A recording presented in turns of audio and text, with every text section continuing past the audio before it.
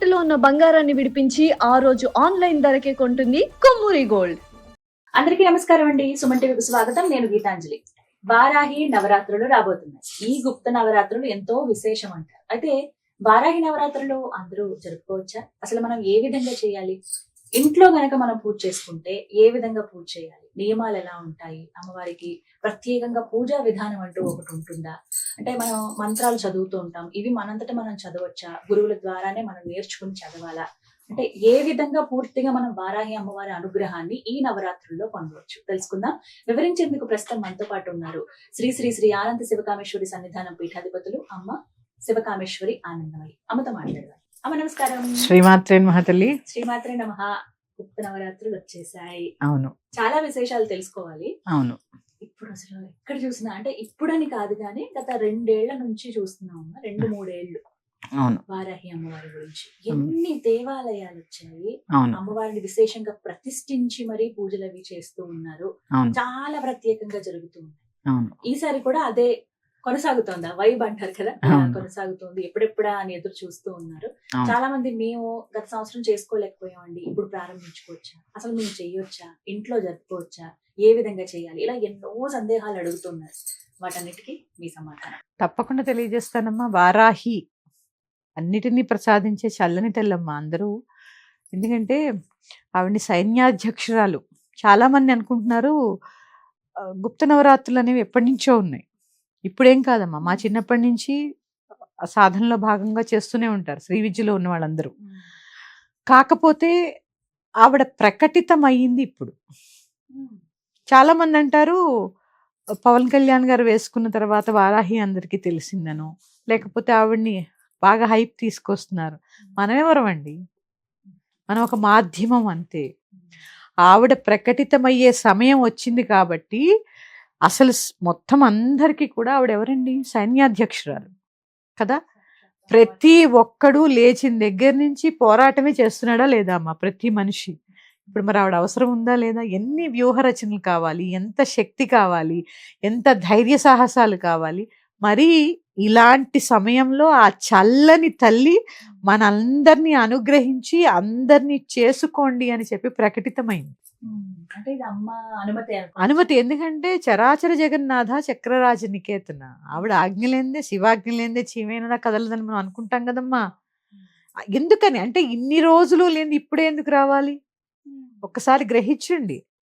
మనిషి తీసుకొచ్చేస్తే దేవతలు వచ్చేస్తే ఇంక అయినట్టే. అట్లా కాదు కదా. ఆవిడ మనుషులకి ఇప్పుడు ఆవిడ శక్తి అవసరం, ఆవిడ రక్షణ అవసరం, ఆవిడ కవచం అవసరం. కాబట్టే ఆవిడ అందరికీ తెలిసేలా ప్రకటితమైనది, ప్రకృతిలో ప్రకటితమైనది. ఇప్పుడు మీరు చెప్పారు గుప్తంగా ఉంది, ఇన్ని రోజులు గుప్త నవరాత్రులు చేసామని. చాలా మందికి తెలియదమ్మా. చాలా మంది శ్రీ విద్యలో ఉన్న వాళ్ళకి తప్ప చాలా మందికి తెలియదు. కానీ ఇప్పుడు ప్రకటితం అవ్వడానికి కారణం ఆ తల్లి అందరికీ అవసరము. కానీ దీంట్లో ఏంటంటే గృహస్థు ఎంతవరకు చేయాలో అంతవరకే చేయాలి. ఉపాసన వేరు, పూజ వేరు. ఇది గ్రహించండి అమ్మా అందరూ. బీజాక్షర మంత్రములు కానీ, హోమములు కానీ, కొన్ని తంత్రక్రియలు కానీ మీరు గురువు యొక్క దిశానిర్దేశం లేకుండా సాధనలో కొంత దూరం. వారాహి అంటే ఆజ్ఞాచక్రానికి, ఆజ్ఞాచక్రేశ్వరి అని ఆవిడకి పేరు. ఆజ్ఞాచక్రానికి అధిపతి ఆవిడ. అంటే కాలాన్ని కూడా నియంత్రించగలదు, అంత శక్తి ఉంది వారాహికి. ఇప్పుడు ఇలాంటి కాలంలో ఆవిడ అవసరం చాలా ఉంది. అలాంటి ఆవిడని ఇక్కడ ఎలా ప్రకటితమైందో నేను చెప్తున్నాను చూడండి. ఈ ఆజ్ఞా చక్రేశ్వరికి అంటే మూలాధార చక్రం నుంచి ఆజ్ఞ దాకా రావాలంటే ఎన్ని దాటాలి?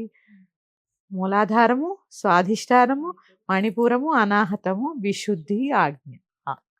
అంటే మూలాధారం నుంచి ఆజ్ఞ దాకా రావాలి అంటే 6 చక్రాలు సాధన చేయాలి. మీరు ఏమీ చేయకుండా కేవలము ఫోన్లో చూసి ఎట్లాంటి మంత్రములు ఉచ్చరించరాదు. ఎందుకంటే అమ్మా ఒక్కొక్క బీజాక్షరము ఎంతసేపు పలకాలి, ఎలా పలకాలి, ఆ మంత్రం ఏంటి? ఎందుకంటే వారాహిల్లో మీరు విన్నారో లేదో, స్వప్నవారాహి అని, కిరాత వారాహి అని, సింహవారాహి అని, బృహద్వారాహి అని, ఇట్లా వారాహి దేవతలు ఉన్నారు కదా. ఈ వారాహిలకి ఒక్కొక్క ఒక్కొక్క దేవతకి ఒక్కొక్క మంత్రం ఉంటుంది. గురువు ఏం చేస్తాడంటే నీకు ఏది అవసరమో, నీ శక్తి ఎంతవరకు ఉంది, నీ సాధన ఎంతవరకు ఉందో గ్రహించి ఆ యొక్క మంత్రాన్ని ఇస్తారు.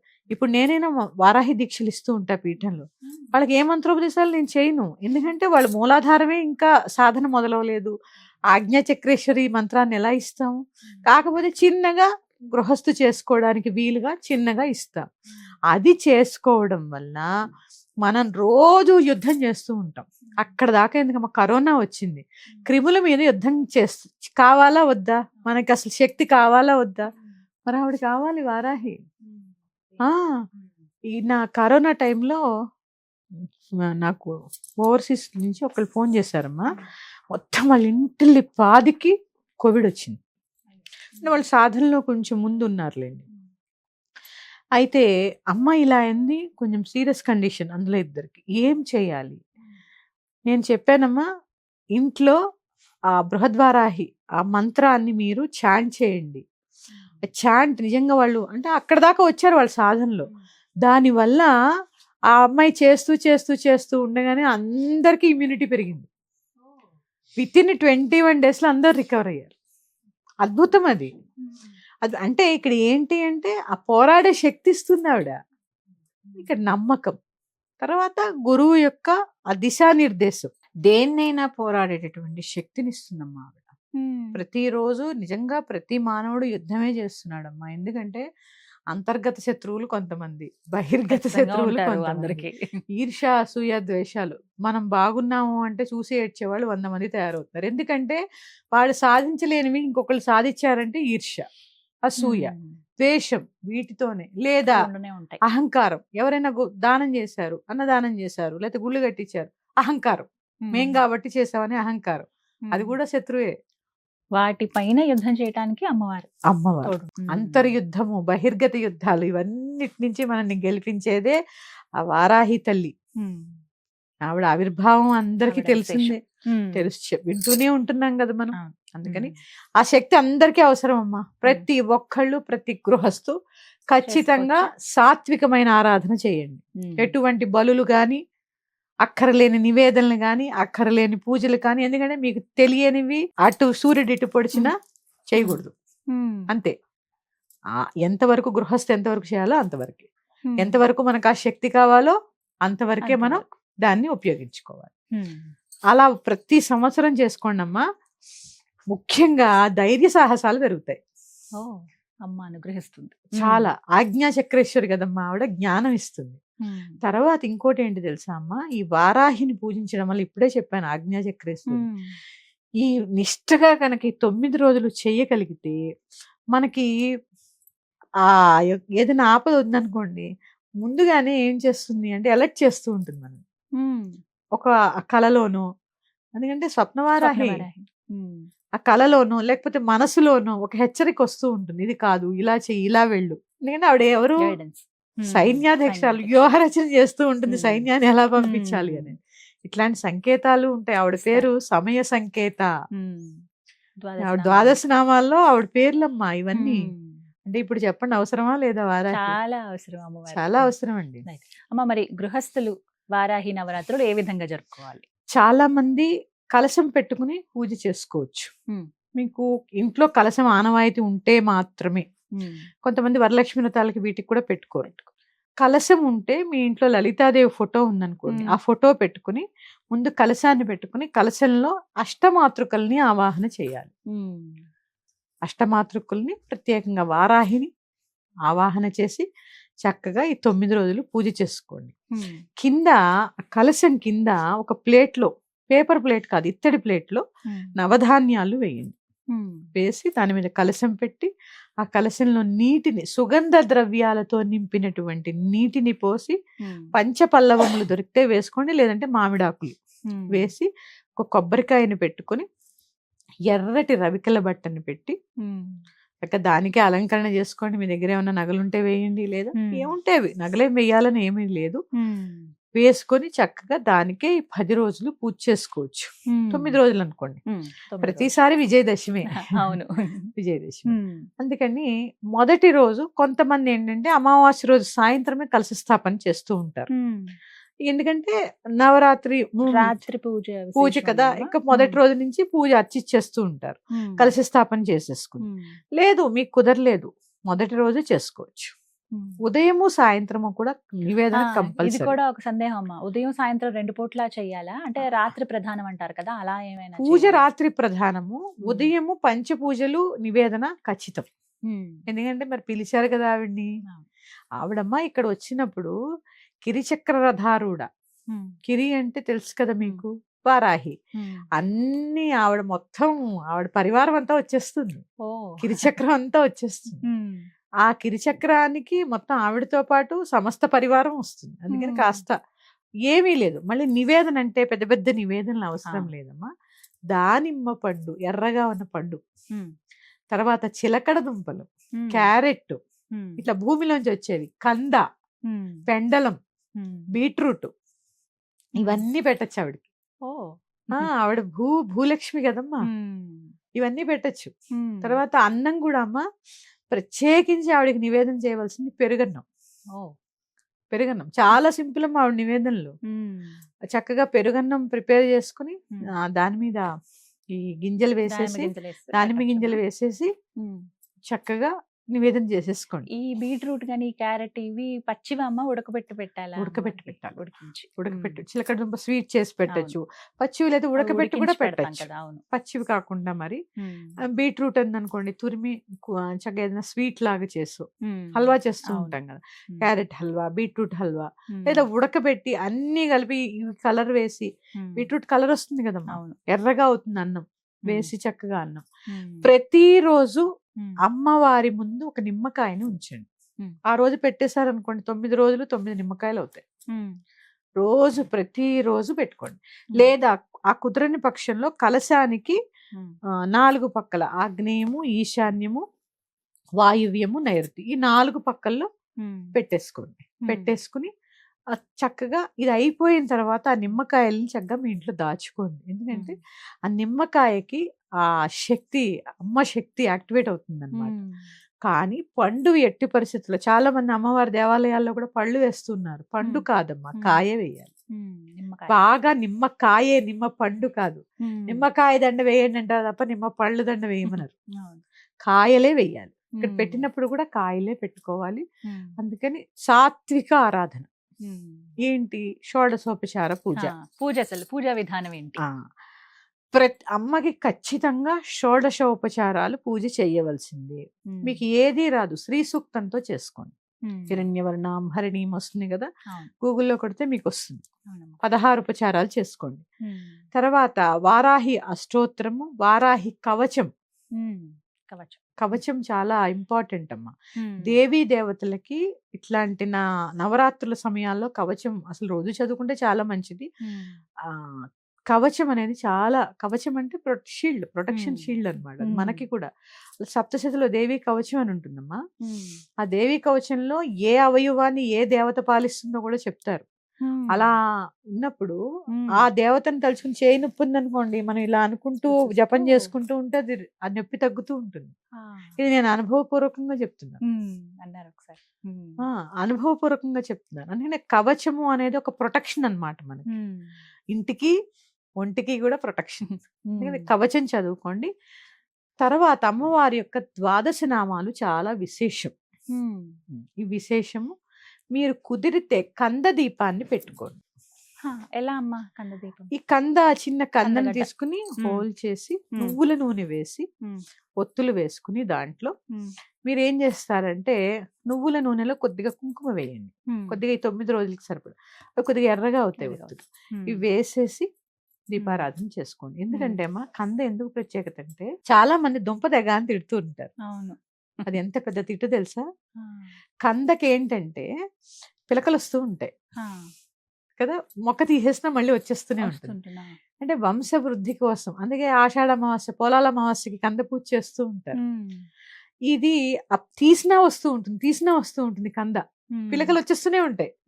అంటే వంశం అలా వృద్ధి చెందాలి. దుంపదెగ అంటే నీ వంశం అక్కడికి నాశనం అయిపోవాలని అర్థం. చాలా పెద్ద తిట్టు దుంపదెగ అని ఏదో సరదాగా అనేస్తారు కానీ దుంపదెగ అని అస్సలు అనకూడదు. దుంపదెగ అంటే నీ వంశం అక్కడతో ఆగిపోవుగాక అని శపించడం అనమాట. అంత పెద్ద అర్థం ఉంది దానికి.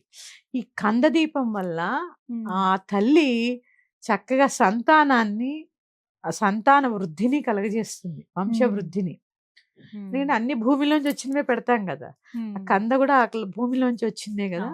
దానివల్ల ఆ వంశాన్ని వృద్ధి చేస్తుంది అనమాట, పుత్ర పౌత్రుని కలగజేస్తుంది ఆ తల్లి. తర్వాత కంద అట్లు కూడా వేస్తారమ్మా, కంద రుబ్బి దోశలా వేస్తారు, అది కూడా నైవేద్యం చేయొచ్చు అమ్మవారికి. కందతో చేసినవి కూడా నివేదన చేయొచ్చు. ఇవన్నీ కూడా సాత్వికమైన పూజలే. కానీ మీరు యజ్ఞయాగాది క్రతువులు చేసుకోవాలన్నా, హోమాలు చేసుకోవాలన్నా, లేదా తర్పణాలు, హోమాలు చాలా ఉంటాయి అమ్మవారికి. ఇప్పుడు మాకు ఉపాసనలో ఉన్న వాళ్ళకి చాలా ఉంటాయి. ఖచ్చితంగా గురువుల్ని సంప్రదించవలసిందే. చేసుకోవాలి. తర్వాత అమ్మవారికి ఎర్ర చందనమ్మాలతో జపం చేయడం కూడా చాలా విశేషం. ఆ ఎర్ర చందనమ్మాలతో జపం, మీ ఒక నామం ఓం శ్రీ వారాహీదేవ్యే నమః చాలు. ఈ నామం ఒక్కటే చేసుకోండి. ఈ నామంతో మీరు దేవ్యే నమః ఆ తల్లిని చక్కగా ప్రార్థించుకోండి. చక్కగా 108 సార్లు ఇదే జపం చేసుకోండి. మీకు గురువుల ఉపదేశాలు ఉంటే ఏ ఉపదేశం ఉంటే ఆ మంత్రం చేసుకోండి. ఉపదేశం ఉన్న వాళ్ళ పద్ధతి అంతా వేరుగా ఉంటుంది కదమ్మా, వాళ్ళకంతా నియమాలు ఉంటాయి. మీకు కూడా కుదిరితే శరన్నవరాత్రులు ఎలా పాటిస్తారో అలాగే పాటించాలి. భూసేనం, ఏకభుక్తం. తర్వాత చాలా ముఖ్యమైనది, నేను ఎప్పుడూ చెప్పేది, కోపం అస్సలు తెచ్చుకోకూడదు. దూషించడం, అబద్ధం చెప్పడం. ప్రత్యేకించి ఈ వారాహి నవరాత్రుల్లో అసత్యం పలకరాదు ఖచ్చితంగా. అంటే దీక్ష అంటే దీక్షే. దీక్ష ఎందుకు? దక్షత కలిగించేది దీక్ష.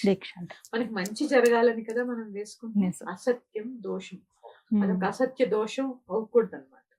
ఇలా పాటించండి చాలు. భూసేనం చేయండి, అల్లము అదే ఉల్లిపాయ వెల్లుల్లిపాయ లేకుండా భోజనం, ఇవి చాలా బ్రహ్మచర్యం కంపల్సరీ. అమ్మ, ఈ గుప్త నవరాత్రుల్లో ఇప్పుడు 9 రోజులు చేయలేని వాళ్ళు ఉంటారు.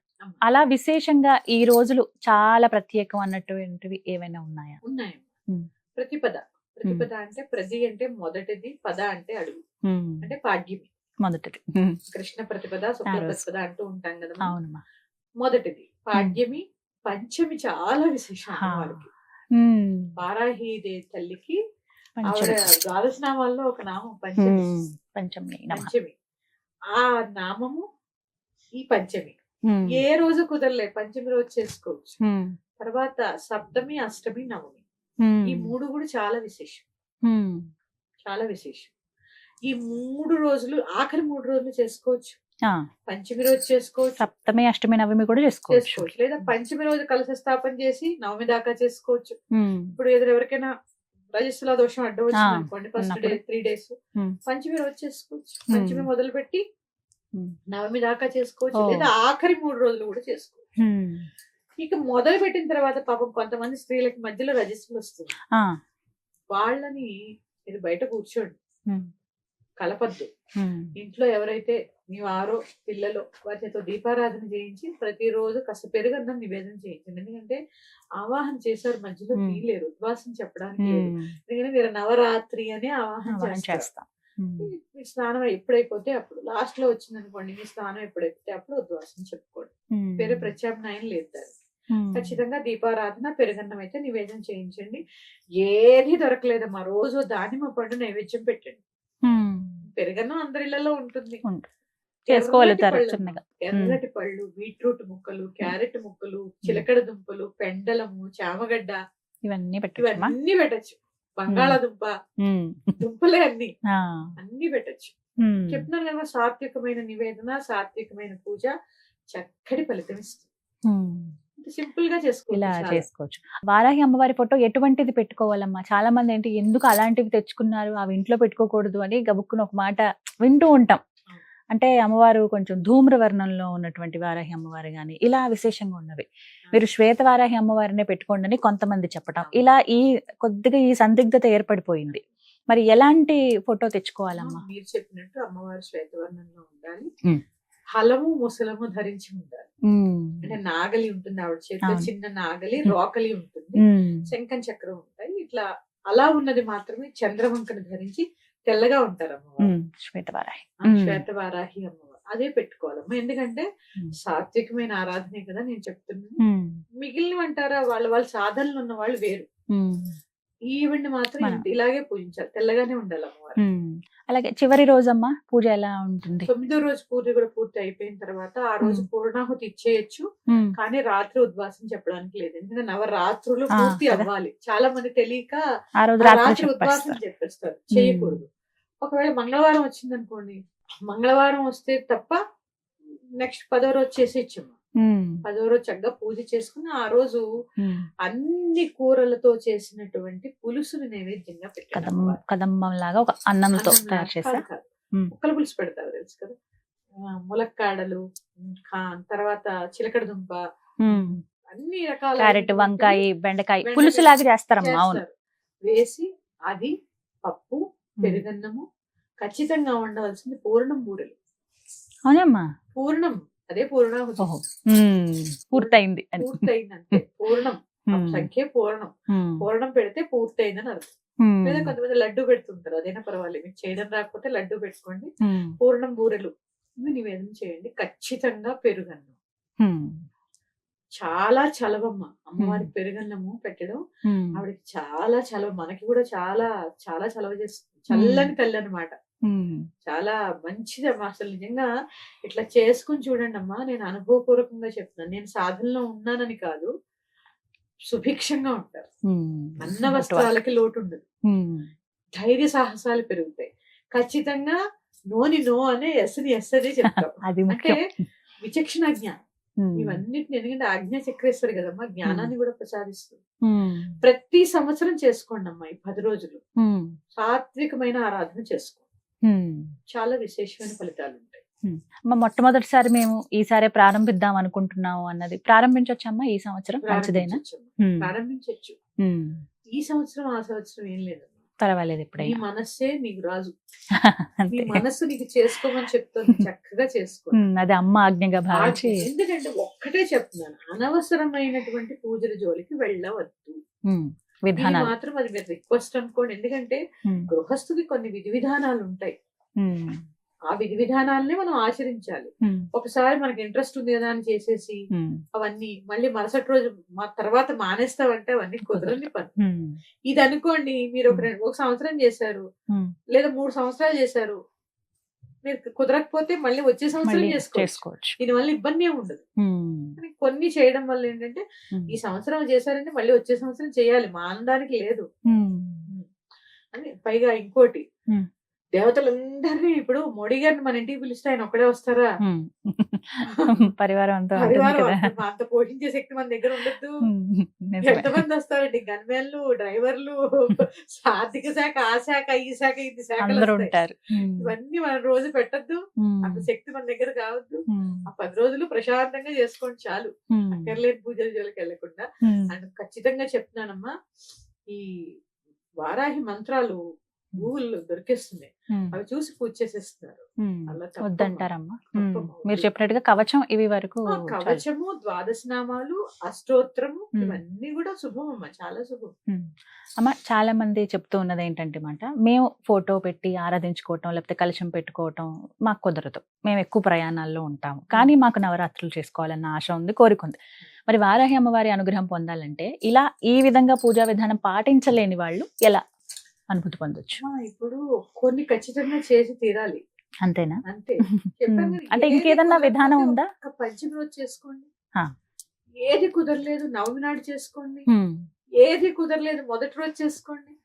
ఒక్క రోజు కుదరకుండా 10 రోజుల్లో ఉండదు కదమ్మా. ఏదైనా దోష, ఏదైనా సూతకాలు వస్తాయి తప్ప.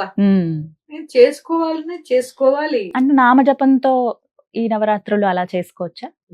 అమ్మని ఆవాహన చేసుకోవాలి, అక్కడ కూర్చోవాలి, కర్మ కరగాలి అంటే కొంత క్రియ కావాలి, ఉండాల్సిందే అంటారు.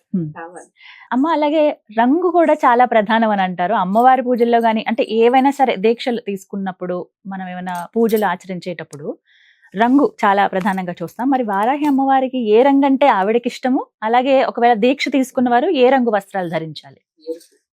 ఎరుపేనమ్మా. ప్రతిరోజు ఎరుపు రంగే ధరించాలా దీక్షలో ఉన్నవాళ్ళు? ఎరుపే ధరించాలమ్మా, నూలు వస్త్రాలు. ఎందుకంటే తడిపి ఆరేసుకోవడానికి ఈజీగా ఉంటాయి, వర్షాకాలం నూలు వస్త్రాలు ఆరడం అంటే కూడా ఇబ్బందే. కాకపోతే ఏంటంటే అమ్మ, ఈ ప్లెయిన్ కట్టుకుంటారు కదా, అలా కాదు. స్త్రీలు ఖచ్చితంగా చిన్న బార్డర్ ఉన్నదైనా కట్టుకోవాలి. అక్కడ మీకు బార్డర్ అంటే అర్థం తెలుసా? సన్యాసాశ్రమ దీక్షలో ఉన్న వాళ్ళు ప్లెయిన్ కట్టుకుంటారు. అవునమ్మా, అసలు ఏ బార్డర్ ఉండదు వాళ్ళకి. కొంతమంది బార్డర్ ఉన్నవి కట్టుకుంటారు. అంటే మాకు ఇంకా బార్డర్ ఉంది, పూర్తిగా బార్డర్ లేకుండా కట్టుకుంటే మాకు ఏ నియమాలు లేవు, ఏమీ లేదు, మేము సర్వసంగ పరిత్యాగులం, మేము ఆ జీవాత్మ పరమాత్మలో లీనమైపోయే స్థితిలోనే ఉన్నామని చెప్పకనే చెప్పడం. ఇక్కడ మనం సంసారం అనే బార్డర్ ఇంకా ఉంది మాకు అని చెప్పి ఖచ్చితంగా గృహస్థులం కదా, ఆ బార్డర్ ఉన్నది కట్టుకోవాలి. కంప్లీట్ ప్లెయిన్ కట్టేస్తూ ఉంటారు, అలా కట్టకూడదు. చిన్న బోర్డర్ అయినా ఇలా ఉండాలి. కాటన్ వాటిల్లో వస్తాయమ్మా, ఆరిపోతాయి కూడా, ఏం కాదు, అంత వర్షాలే ఉంటాయి, ఆరిపోతూనే ఉంటాయి. ఇప్పుడు చక్కగా ఉంటారులేండి, ఎరుపు చీరలు, ఎర్రటి గాజులు వేసుకుంటారు, పసుపు రాసుకుని. అమ్మ, మరి పీఠంలో వారాహి అమ్మవారి అంటే ఈ నవరాత్రులు జరుపుకునే వాళ్ళకి దీక్షలు ఇస్తున్నారని విన్నాము. అంటే ఎప్పుడు రావాలి, ముందుగానే ఏమైనా చెప్పాల్సి ఉంటుందా? ఎవరెవరు అర్హులు? అంటే దీక్ష మంత్రం ఏదన్నా ఇస్తారా మీరు? కేవలం దీక్ష మాత్రమేనా? దీక్ష అంటే అమ్మ, మామూలుగా శరన్నవరాత్రులకి ఎలా ఇస్తామో మాల వేస్తాం, కానీ మంత్రాలు అంటే బీజాక్షర మంత్రాలు అయితే ఇయ్యము. మామూలు వచ్చిన వాళ్ళకి ఖచ్చితంగా ఒక చిన్న మంత్రం ఇస్తాము చేసుకోవడానికి వీలుగా. తప్పకుండా మీరు మాకు ముందు ఇన్ఫార్మ్ చేయాలి. ఈ స్క్రీన్ మీద ఉన్న నెంబర్కి చేస్తే లిఫ్ట్ చేస్తారు, మీ పేరు రాసుకుంటారు, నమోదు చేసుకుని మీరు ఆ సమయానికి రమ్మని చెప్తారు, ఆ సమయానికి వస్తే మాల వేసిస్తారు. అలా తీసుకోండి. అష్టమి రోజు విశేష హోమం ఉంటుంది, ఆ హోమానికి కూడా హాజరవ్వచ్చు. తర్వాత అష్టమి, నవమి, సప్తమి నుంచే అందరూ కూడా రావచ్చు, మీకు అవకాశం ఉంటే. లేదా దీక్ష తీసుకుని వెళ్ళి మళ్ళీ తీసే ముందు రావచ్చు, అలా కూడా చేయొచ్చు. కానీ బీజాక్షర మంత్రాలు అయితే ఇవ్వనమ్మా, చెప్పాను కదా, మూలాధారం నుంచి ఆజ్ఞ దాకా ట్రావెల్ చేసి ఉండాలి. అప్పుడే అంటే గురువు ద్వారా ఒక మంత్రం అయితే ఒక మీరు చదువుకోవడానికి వీలుగా ఒక మంత్రం అయితే ఉంటుంది, దాంట్లో కూడా చిన్న అక్షరం ఉంటుంది. ఇప్పుడు బహిర్గతం చేయలేం కాబట్టి చిన్న అక్షరంతో కలిపి తప్పకుండా ఇస్తాం.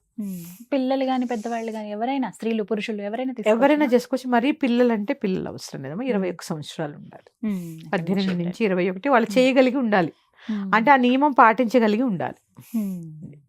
మరి చిన్నపిల్లలు కుదరదు. వితంతువులు వారాహి అమ్మవారి ఆరాధన చేయొచ్చా? ఒకవేళ చేస్తే కనుక ఎలా చేసుకోవాలి? ఇదే ప్రొసీజర్ అమ్మ, వాళ్ళకు కూడా చేసుకోవచ్చు, దీక్ష తీసుకోవచ్చు. దీక్ష అంటే దక్షతని ఇచ్చేదంతే అమ్మ. గంగా భాగీరథి సమానులు అంటూ ఉంటాం వాళ్ళని. అంటే ఇక్కడ ఏంటి అంటే వాళ్ళకి ఏం నియమాలు ఉంటాయి, చక్కగా వాళ్ళు ఇంకా పూజ చేస్తే నా పిల్లలు బాగుండాలి, వాళ్ళ పిల్లలు బాగుండాలనే కోరుకుంటారు వాళ్ళు. అవును, అందుకని చేసుకోవచ్చండి. ఆ దేవిని పూజించడంలో నేను ఇప్పుడు చెప్తాను, ఏం సంకోచం లేకుండా పూజ చేసుకోండి. అంటే వస్త్రాల విషయంలో కొంతమంది ఇబ్బంది పడుతుంటారు, ఎరుపు కట్టుకోండి అని అంటూ ఉంటారు. మీకు ఏ వస్త్రం వీలైతే, ఆ శంఖం ఉంటే ఏ వస్త్రం వీలైతే ఆ వస్త్రం కట్టుకోండి అమ్మా, ఏం పర్వాలేదు. మనసు ప్రధానం, ముఖ్యంగా భక్తి శ్రద్ధ ప్రధానం, సాత్విక పూజ ప్రధానం. ఇది ఈ వారాహి నవరాత్రుల్లో ప్రతినిత్యం అమ్మ స్మరణ ధ్యానం ఉండాలని చెప్తూ ఉంటారు మీరు. ఇందులో భాగంగా అమ్మవారి 12 నామాలు అసలు ఏమిటి, వాటి గురించి చెప్తే మేము ప్రతినిత్యం పఠించుకునేందుకు వీలుగా ఒక్కొక్కటి మాకు వివరిస్తారా? ఓం పంచమ్యే నమః, ఓం దండనాథాయే నమః, ఓం సంకేతాయే నమః, ఓం సమయేశ్వర్యై నమః, ఓం సమయ సంకేతాయే నమః, ఓం వారాహ్యై నమః, ఓం కోత్రిణ్యై నమః, ఓం శివాయై నమః, ఓం వార్తాళ్యై నమః, ఓం మహాసేనాయై నమః, ఓం ఆజ్ఞాచక్రేశ్వర్యై నమః, ఓం అరిజ్ఞై నమః. ఇది దీక్ష తీసుకుని పీఠానికి వచ్చే వాళ్ళకి ఇంకొంచెం వేరే విధంగా చెప్తాం. అంటే అన్ని ఇలా చెప్పలేం కాబట్టి నా దగ్గరకు వచ్చి దీక్ష తీసుకునే వాళ్ళకి కొంచెం వేరేలాగా చెప్తాం. ఈ 12 నామాలు ప్రతిరోజు చదువుకోండి, నవరాత్రులే కాదు, ప్రతిరోజు చదువుకోండి. ఆవిడ చూడండి, సమయ సంకేత ఆవిడ నామం, సమయానికి మనల్ని అలర్ట్ చేస్తూ ఉంటుంది ఆ తల్లి. అంటే ఆ వచ్చే దోషాల నుంచి, ఆ విఘ్నాల నుంచి మనల్ని పక్కకి జరుపుతూ ఉంటుంది. అందుకని చక్కగా చేసుకోండి. నవరాత్రుల్లో 3 పూట్ల పఠించండి, ఉదయము, మధ్యాహ్నము, సాయంత్రం 3 పూట్ల పఠించడానికి ప్రయత్నం చేయండి. చాలా చిన్నవి అమ్మ, చాలా చక్కగా వివరించారు. మీరు చెప్పిన విధంగా సాత్విక పద్ధతిలో మేము ఈసారి చక్కగా అమ్మవారి ఆరాధన చేసుకుంటాము. మీరు చెప్పినట్టు అంటే చాలా వరకు విలువైన విషయాలు చెప్పారు, ఏ విధంగా చేసుకోవాలి అని. అంటే ఎలా చేయాలో అని ఎంత బాగా చెయ్యాలేమో అదే విధానమేమో అని భయపడి ఇన్ని రోజులు చేయలేదు వారాహి అమ్మవారి పూజ. కానీ ఈ విధంగా అంటే ఒక్కటి చెప్తున్నానమ్మా, అందరూ అనుకుంటున్నారు ఎవరో వాళ్ళు చేయడం వల్ల వీళ్ళు చేయడం వల్ల అమ్మవారి గురించి తెలిసింది అనుకుంటున్నాం మనం. కానీ ఆవిడ ప్రకటితమయ్యే సమయం వచ్చింది కాబట్టి మనందరికీ తెలిసింది తప్ప. ఎందుకంటే ఆవిడ ఎవరమ్మా, మహారాజ్ఞి ఆవిడ. ఎందుకంటే ఆవిడే లలితా స్వరూపం, ఆవిడ నుంచి వచ్చిందే కదమ్మా. భజే శ్రీచక్ర మధ్యస్థాం దక్షిణోత్తరయో సదా శ్యామా వార్తాళి సంసేవ్యాం భవానీం లలితాంబికాం. అంతే కదా. అది ఎడా సుషుమ్న పింగళ, ఈ మూడు ఎక్కడ వేరుగా ఉన్నాయి, ఒక్కలాగే ఉన్నాయి. అందుకని ఆవిడ ప్రకటితమయ్యే సమయం వచ్చింది కాబట్టి ప్రకటించబడ్డారు తప్ప మనమేమి ఆవిడ్ని ప్రకటించలేదు. కొంతమంది ఏంటంటే నేనే దేవుళ్ళని చెప్తూ ఉంటారు కదా చాలా మంది. అలా కాదు కదా, ఆవిడ ఎప్పుడో ఉంది, ఇప్పుడు ఈ సమయానికి ఆవిడ అవసరం కాబట్టి అందరికీ అర్థమయ్యేలాగా ఆవిడ బయటపడింది అంతే. తప్పకుండా అందరూ చేసుకోండి అమ్మా. చాలా చక్కగా వివరించారమ్మా. ధన్యవాదాలు. శ్రీమాత్రేనమ్మా.